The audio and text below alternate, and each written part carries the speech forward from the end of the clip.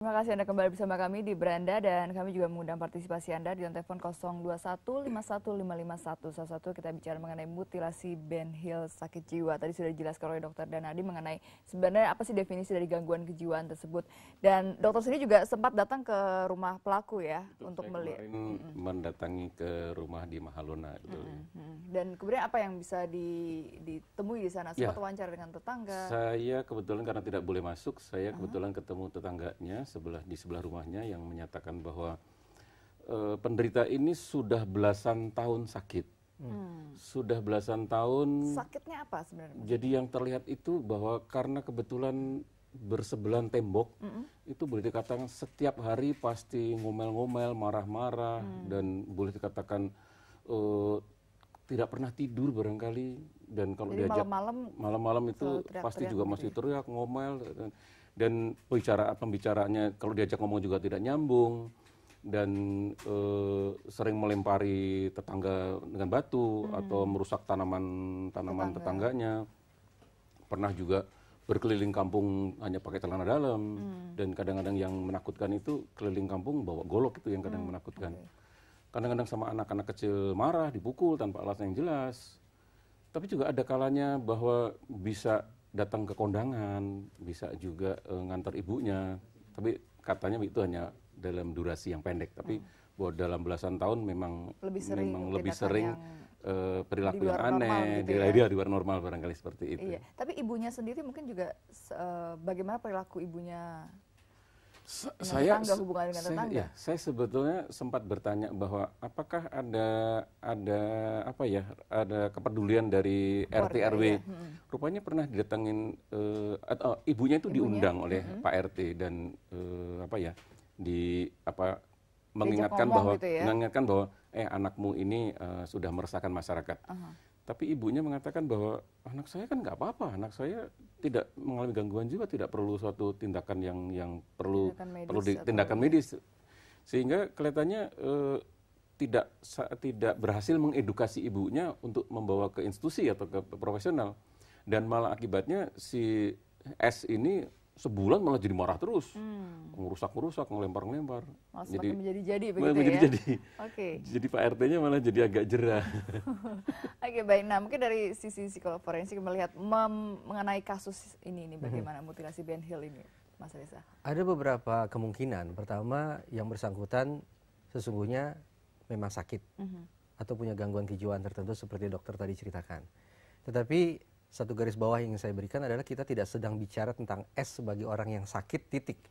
Tapi sebagai seorang yang anggaplah sakit dan diduga melakukan sebuah tindakan kejahatan.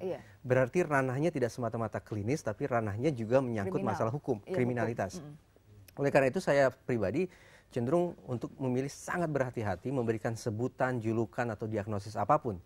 Kenapa? Karena saya tidak ingin memberikan perbekalan, tanda kutip, kepada pelaku maupun kelak pengacaranya yang bisa saja mereka manfaatkan untuk lolos dari jerat hukum dengan memanfaatkan pasal 44 KUHP. Pasal itu mengatakan kurang lebih bahwa orang-orang yang dianggap tidak waras bisa saja kemudian lolos dari hukum. Ya? Tidak lagi dipidana, tidak lagi dihukum, tapi direhabilitasi. Tapi kalau misalnya terbukti atau apa yang bisa kemudian melepaskan si pelaku ini dari jeratan hukum? Jelas titik awalnya adalah bagaimana para profesional yang dilibatkan oleh Polda Metro Jaya bisa meyakinkan kita bahwa S ini memang mengidap abnormalitas psikologis tertentu. Kalau itu sudah betul-betul bisa dibuktikan secara klinis ya, dan juga disodorkan ke hakim-hakim pun mempercayai bukti itu, maka ya selesai perkara. Artinya kita tidak bisa berharap S ini akan dibui, apalagi dieksekusi mati gitu. Betapapun kejinya gitu. Tapi yang paling realistis adalah kita berharap dia akan bisa direhabilitasi.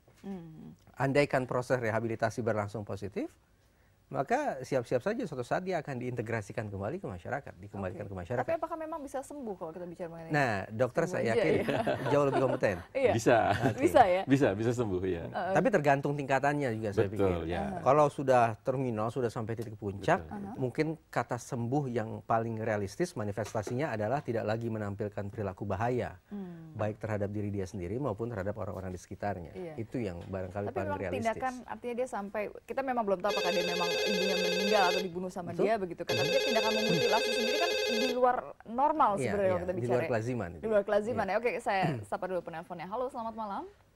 Selamat malam, Malam dengan siapa di mana? dengan Rosso, Jakarta Selatan. Ya, silakan Pak Roso. Mau tanya pada narasumber, terutama kepada dokter, Ya, gangguan jiwa dengan kategori berat, apakah selalu berpotensi sadis? Satu itu. ya, Keduanya, di samping 3 kategori atau gradasi gangguan jiwa tadi, ada satu istilah eksentrik. Orang itu seperti gila, tapi ternyata dia itu genius. ya. Nah, ini tergolong apa ini? Apakah termasuk gangguan jiwa? Tapi dia kadang-kadang memang seperti ngomel sendiri seperti ini. Tapi dia mempunyai pemikiran yang luar biasa. Satu itu. Kemudian untuk kepada satu narasumber yang Reza, satu, iya. dalam hal begini, siapa mestinya harus bertanggung jawab? Karena ada kelihatan sudah ke RT atau tetangga sekalian sudah melihat gejala-gejala begitu, melihat dia membawa golok, tetapi kok tidak ada tindakan-tindakan atau katakanlah ada pembiaran. Lalu ini negara di mana nih? Terima kasih. Oke, baik. Terima kasih Pak Roso. Silakan dari dokter dulu. Jadi baik, satu tadi bahwa kalau berbicara gangguan jiwa tentu saat ini saya sedang tidak menegakkan diagnosis. Jadi seorang dokter kalau menegakkan diagnosis harus melakukan pemeriksaan. Iya, Jadi harus kalau tadi yang dengan- saya ceritakan kasus S tadi bahwa baru bercerita ada data seperti ini, nanti diagnosis terserah teman-teman yang di rumah sakit Polri.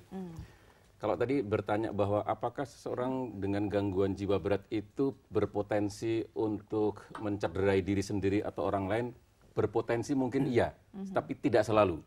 Seringkali bahwa gangguan jiwa berat itu ditandai gejala-gejala yang sama sekali tidak ada kaitan dengan cedera.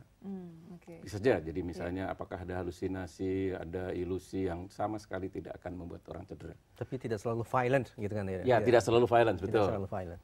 Kemudian kalau dikaitkan bahwa tadi seorang nyentrik, bisa saja bahwa memang nyentrik itu kan karena value bahwa karena lain daripada orang yang lain.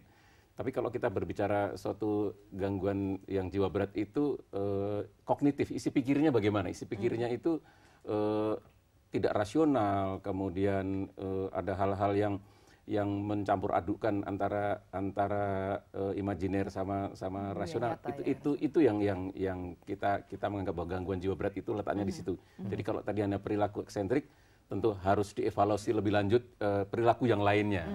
Unik atau memang gangguan jiwa Ya, gitu ya. tidak bisa mendiagnosis hanya karena perilaku Karena nyentrik saja. perilakunya Ya. Ya, oke. Sebelum Mas Reza tanggapi, kita harus break kembali. Baik. Kami akan kembali saat lagi, tetaplah di Beranda. Kami kembali usai pariwara berikut.